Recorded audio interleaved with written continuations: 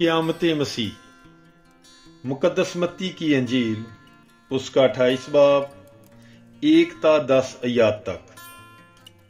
और सब्बत के बाद हफ्ते के पहले दिन पू फटते मरियम मजदली और दूसरी मरियम कब्र को देखने आई, और देखो एक बड़ा जलजला आया, क्योंकि खुदावंद का एक फरिश्ता आसमान से उतरा और पास आकर पत्थर को लुढ़का दिया और उस पर बैठ गया।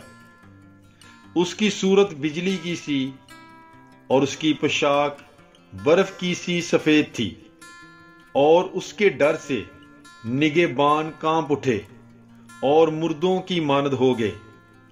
फरिश्ते ने औरतों से खिताब करके कहा, तुम ना डरो, क्योंकि मैं जानता हूं कि तुम यीशु को ढूंढती हो, जो मसलूब किया गया था।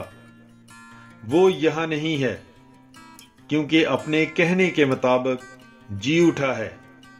आओ और ये जगह देखो जहां वो पड़ा था, और जल्द जाकर उसके शिगिर्दों से कहो कि वो मुर्दों में से जी उठा है।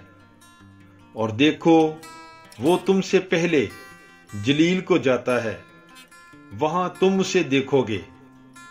देखो, मैंने तुमसे कह दिया है।